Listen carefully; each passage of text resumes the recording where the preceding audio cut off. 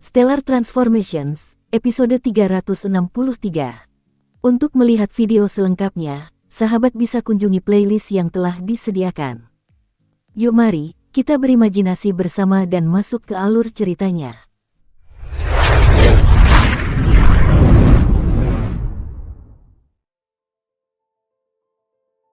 Qin Yu menatap Paman Fu lama sekali. Baru kemudian dia mengambil ketiga gulungan emas itu. Bagi para dewa biasa, gulungan emas adalah barang berharga. Namun, bagi kuil dewa yang mempesona, barang-barang seperti gulungan emas yang digunakan untuk mencatat informasi berjumlah puluhan juta. Qin Yu segera menggunakan kesadaran ilahinya untuk memeriksa ketiga gulungan emas itu dengan cermat. Seberapa besar kapasitas ketiga gulungan emas itu sebenarnya? Bahkan jika dia tidak mempelajarinya dan hanya membaca sekilas ketiga gulungan emas itu, Qin Yu tetap membutuhkan waktu 4 tahun penuh untuk menyelesaikan membacanya. Susunan pembunuh. Qin Yu memejamkan matanya. Semua isi yang telah dibacanya dalam 4 tahun terakhir muncul dalam pikirannya. Seketika, sebuah susunan formasi yang sangat besar muncul di hadapan pikiran Qin Yu. Susunan formasi itu begitu rumit sehingga Qin Yu sama sekali tidak dapat memahami bagaimana formasi itu terbentuk. Aku sudah sepenuhnya memahami dasar-dasarnya. Jadi mengapa aku tidak bisa menembus susunan formasi ini? Qin Yu agak cemas. Qin Yu mencoba menganalisis dan menghancurkan formasi tersebut. Namun, formasi itu segera berubah. Api memenuhi langit. Di tengah kobaran api, sejumlah besar petir menyambar dengan dahsyat. Qin Yu segera membuang semua isi pikirannya. Setelah membuka matanya, Qin Yu yang berwajah pucat menatap Paman Fu di hadapannya. Dengan ekspresi bingung di matanya, Qin Yu berkata, "Paman Fu, mengapa meskipun awalnya aku tidak menemukan serangan elemen api atau elemen petir, aku tetap diserang oleh kedua elemen itu saat aku menyentuhnya?" Jika seseorang tidak memiliki pemahaman tentang susunan formasi, ia tidak akan tahu persis seberapa kuat susunan formasi ini. Namun, Qin Yu masih bisa dianggap sebagai seseorang yang telah memasuki istana formasi Arai. Meskipun dia tidak dapat memahami kekuatan sebenarnya dari Arai pembunuh ini, saat formasi Arai diaktifkan, niat membunuh jahat yang ditampilkan adalah sesuatu yang masih dapat dirasakan dan dipahami oleh Qin Yu. "Guru, saya pernah bertanya kepada guru tua tentang suatu masalah.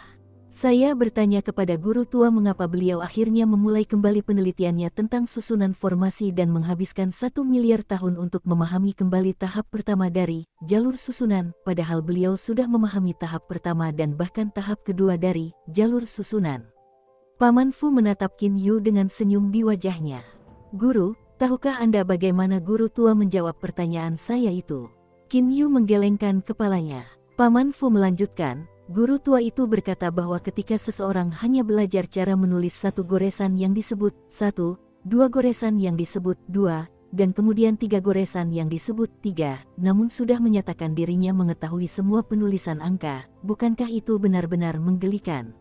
"Philip, benar. Dongeng tentang anak laki-laki yang mencoba menulis angka 10.000 won ketika dia mengira sudah tahu cara menulis angka setelah belajar 1, 2, dan 3. XD. Qin Yu mengangguk. Guru tua itu juga mengatakan bahwa lautan susunan formasi itu tak terbatas. Banyak orang hanya meneliti sebagian kecil dari lautan susunan formasi yang tak terbatas itu, lalu memahami dasar susunan formasi mereka dari bagian kecil tersebut. Apakah itu dasar yang benar? Qin Yu kini agak memahaminya. Karena dia hanya mempelajari 900 gulungan, jalur susunan, kemungkinan besar apa yang dia pahami tidak benar. Banyak orang yang telah menentukan sendiri bahwa mereka telah memahami tahap pertama dari jalur susunan dan menganggap diri mereka hebat, namun akan sangat sulit bagi orang-orang itu untuk memahami tahap kedua dari jalur susunan. Itu karena pemahaman yang salah pada tahap pertama, jalur susunan, tidak cukup untuk membantu mereka memahami tahap kedua dari jalur susunan. Paman Fu sepertinya teringat kata-kata yang pernah diucapkan Cheu Yuan kala itu. Qin Yu mendengarkan dengan saksama. Pada saat itu, seolah-olah Cheu Yuan meminjam mulut Paman Fu untuk memberitahu Qin Yu beberapa poin penting dari jalur susunan. Guru tua pernah berkata, bahwa seiring meningkatnya tingkat pemahaman seorang ahli susunan formasi, ia juga perlahan akan memahami betapa luasnya lautan susunan formasi itu. Guru tua telah berhasil memahami tahap ketiga dari jalur susunan. Ini memungkinkannya menjadi ahli susunan formasi nomor 1 di alam ilahi, dan juga pengrajin artefak nomor 1 di alam ilahi. Namun bahkan setelah ia memahami tahap ketiga yang belum pernah terjadi sebelumnya, ia masih mengatakan kepada saya bahwa ia hanya merasa seolah-olah lautan susunan formasi menjadi lebih besar. Ia bahkan mengatakan bahwa tahap ketiga jelas bukan tujuan akhir dari jalur susunan. Lautan pembelajaran tanpa cakrawala. Qin Yu merasakan kejutan yang mendalam di dalam hatinya. Ia juga merasa malu. Dia terkejut karena pakar jalur susunan nomor 1 di alam ilahi yang berhasil memahami tahap ketiga dari jalur susunan mengatakan bahwa tahap ketiga bukanlah tujuan akhir. Dia merasa malu karena meskipun telah melakukan penelitian selama 90.000 tahun, dia percaya bahwa dia telah berhasil memahami dasar sebenarnya dari jalur susunan. Botol yang penuh tidak akan bergoyang, sedangkan botol yang setengah penuh akan berayun, kata Paman Fu sambil tersenyum. Guru lamaku pernah mengatakan bahwa ada banyak ahli di alam ilahi yang meneliti jalur susunan. Ada banyak orang di alam ilahi yang telah meneliti jalur susunan dalam jangka waktu yang lebih lama dibandingkan guru lamaku. Namun, karena mereka telah mengambil jalan yang salah ketika pertama kali mulai memahami tahap pertama, jalur susunan, mereka telah menghabiskan banyak sumber daya dan waktu untuk memahami tahap kedua, jalur susunan. Namun, tahap ketiga adalah sesuatu yang sama sekali tidak mungkin mereka pahami. Qin Yu mengangguk sedikit. Guru saya yang lebih tua terus melakukan penelitian. Namun, sekeras apapun beliau berusaha, beliau tidak mampu memahami tahap keempat dari jalur susunan. Padahal, guru saya yang lebih tua sangat yakin bahwa beliau mampu merasakan keberadaan tahap keempat dari jalur susunan. Sayangnya, beliau tidak mampu mencapainya. Paman Fu menghela napas. Cheu Yuan tidak memiliki kerabat. Ia hanya memiliki Paman Fu sebagai pelayannya. Biasanya, satu-satunya orang yang bisa dia ajak bicara tentang rasa tak berdaya yang dialaminya adalah Paman Fu. Yang bisa dilakukan Qin Yu hanyalah menghela napas. Tahap keempat dari jalur arai, tahap seperti apa itu? Sekarang aku mengerti. Semakin banyak susunan formasi yang berhasil kuanalisis, semakin besar bagian dari lautan susunan formasi yang akan kupahami, yang pada gilirannya akan memungkinkan pemahaman yang lebih akurat tentang dasar-dasar susunan formasi. Benar begitu, Qin Yu kini sepenuhnya mengerti. Dia baru saja selesai memahami isi dari 900 gulungan jalur susunan. Fondasi jalur susunan yang berhasil dipahami Qin Yu sudah salah. Itu sebagian besar karena jumlah contoh susunan formasi yang dia ketahui terlalu sedikit. Paman Fu mengangguk. Kalau begitu, aku akan mulai menganalisis banyak susunan formasi yang mendalam dan rumit. Aku percaya bahwa semakin banyak susunan formasi yang berhasil kuanalisis, semakin akurat tahap pertama, jalur formasi, yang akan kupahami di masa depan. Qin Yu langsung membuang dasar jalur formasi yang baru saja berhasil dipahaminya beberapa saat yang lalu. Dengan tenang, Qin Yu melangkah ke jalur menganalisis lebih banyak susunan formasi lagi. Melihat pemandangan itu, Paman Fu tersenyum. Ketika Qin Yu mulai menganalisis, tiba-tiba terlintas sebuah pertanyaan di benaknya. Dewa pengrajin Cheu Yuan mengatakan bahwa ada tahap keempat dalam jalur susunan. Namun, dia masih belum mampu mencapai tahap keempat itu. Mungkinkah 1 miliar tahun yang dia habiskan untuk memahami tahap pertama, jalur susunan, untuk kedua kalinya masih belum cukup? Saat memikirkan hal ini, Qin Yu tak kuasa menahan rasa takutnya. 1 miliar tahun pun masih belum cukup. Qin Yu merasa seolah-olah dia tidak berani melanjutkan berpikir. Jika memang seperti itu, lalu berapa banyak waktu yang harus dia habiskan untuk menganalisis susunan formasi yang lebih rumit? Setelah membuang semua pikirannya yang melayang, Qin Yu mulai dengan tenang dan sepenuh hati menganalisis lebih banyak susunan formasi. Waktu yang mereka miliki untuk menambang hanya 1000 tahun. Itu hanya 100.000 tahun di ruang lapisan kedua alam Jianglan.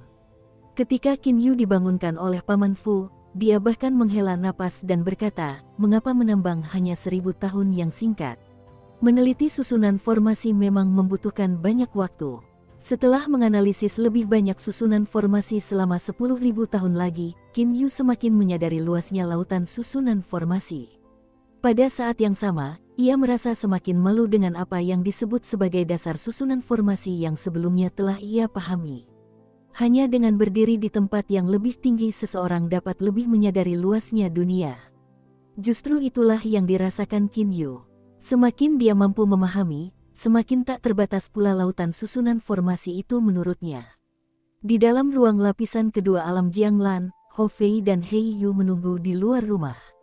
Adapun Qin Yu, dia masih berada di dalam rumah dan belum keluar. Fei Fei, Xiao Hei, tunggu aku sebentar di luar. Itulah yang dikatakan Qin Yu kepada Hou Fei dan Hei Yu ketika mereka tiba di depan rumahnya. Setelah itu, keduanya mulai menunggu di luar.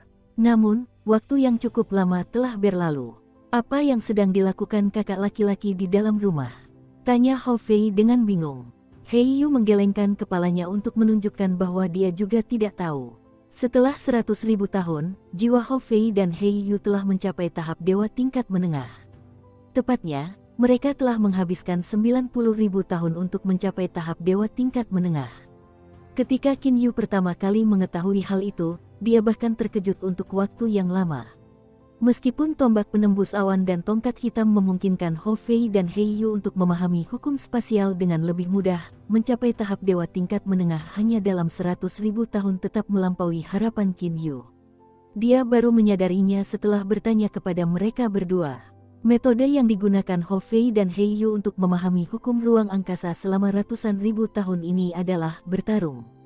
Keduanya bertarung dengan sengit. Mereka memahami Dao melalui pertempuran.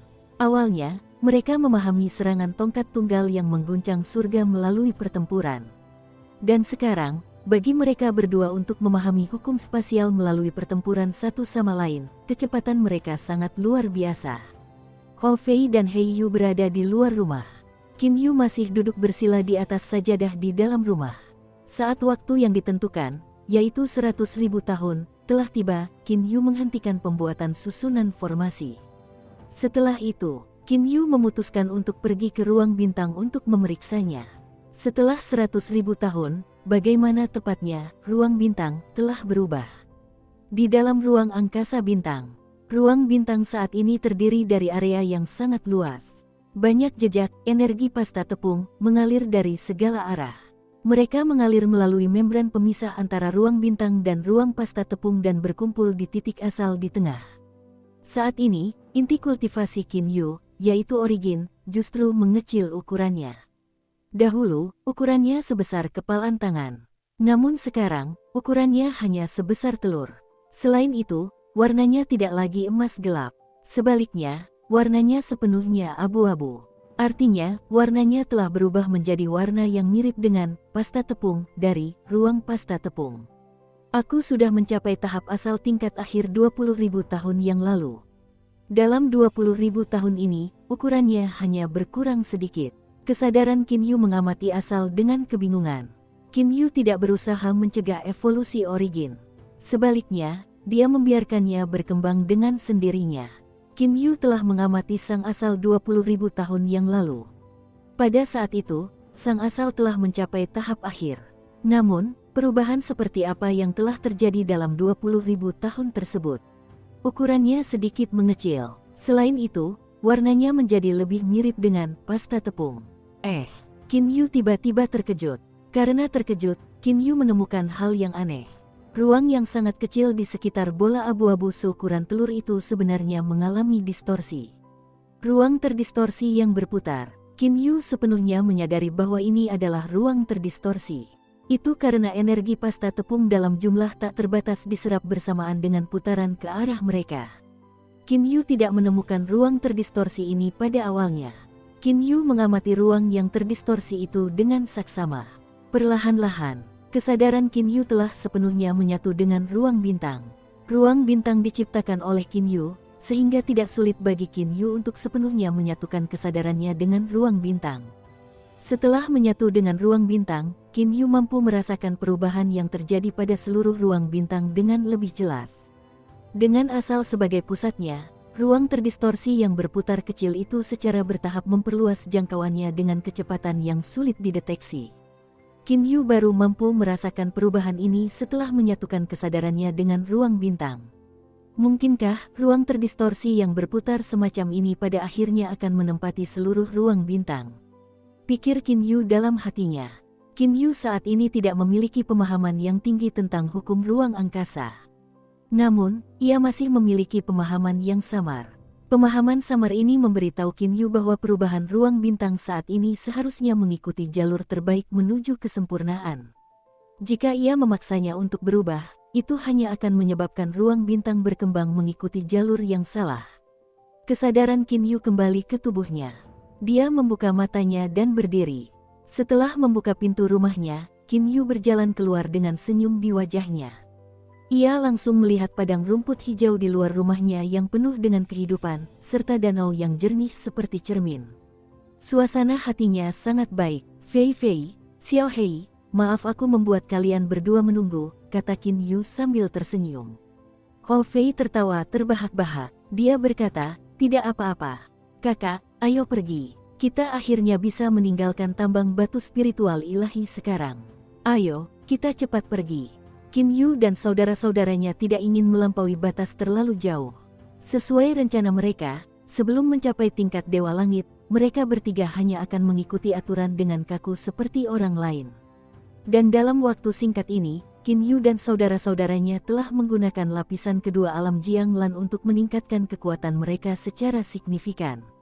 Qin Yu dan saudara-saudaranya masing-masing menyerahkan 3.600 batu spiritual ilahi berkualitas rendah. Setelah itu, seorang wanita membawa mereka ke sebuah bangunan yang elegan. Ada beberapa wanita cantik di bangunan elegan itu. Qin Yu, Hou Fei, dan Hei Yu Kan. Seorang wanita berpakaian ungu di antara mereka mengeluarkan selembar kertas giok. Dia membaca kertas giok itu dengan kesadaran ilahinya. Kemudian dia mengangkat kepalanya dan menatap Qin Yu. Lalu dia berkata dengan acuh tak acuh, kalian semua telah menyerahkan cukup batu spiritual ilahi selama 1000 tahun terakhir. Mulai hari ini, kalian semua adalah anggota resmi alam ilahi. Tunggu sebentar, orang-orang kami sudah pergi untuk mengambil papan nama identitas kalian. Setelah selesai berkata demikian, wanita berpakaian ungu itu berhenti memperhatikan Qin Yu dan saudara-saudaranya. Qin Yu dan saudara-saudaranya hanya bisa saling pandang dan tersenyum tak berdaya. Selama bertahun-tahun ini, mereka telah mengantarkan batu spiritual ilahi berkualitas rendah berkali-kali dan sudah terbiasa dengan dinginnya tongkat itu. Kak Li, kudengar Kapten Wang dari tambang ingin menikahimu.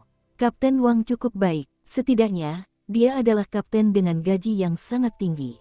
Dia juga memiliki rumah di kota Yuchi untuk pelatihan. Kata seorang wanita berpakaian putih yang sedang mengatur slip giok dengan senyum di wajahnya. Wanita berpakaian ungu yang tadi berkata dengan acuh tak acuh, saat ini saya tidak tertarik dengan hal itu. Kak Li, berhentilah selalu berlatih untuk menjadi Dewa Langit. Di antara semua dewa tingkat tinggi itu, berapa banyak yang mampu menjadi Dewa Langit? Kemungkinan menjadi Dewa Langit pasti terlalu rendah. Kau tidak mungkin menghabiskan seluruh waktumu sendirian, kan? Tidak ada salahnya kau menerima lamaran Kapten Wang, bukan? Bukankah Kapten Wang naik ke sini dari ruang kosmik yang sama denganmu? Dia sudah mengejarmu selama beberapa ratus juta tahun sekarang. Nasihat wanita berpakaian putih itu. Wanita berpakaian ungu itu berkata dengan acuh tak acuh, pernikahan. Bukan tidak mungkin bagiku untuk menikah dengannya juga. Apa yang harus dia lakukan agar hal itu mungkin terjadi? Mata wanita berpakaian putih itu langsung berbinar.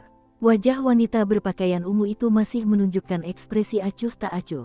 Seandainya saja dia menjadi Dewa Langit. Seketika, wanita berpakaian putih itu terdiam. Jika seseorang menjadi Dewa Langit, maka akan ada banyak orang yang ingin menjadi istrinya.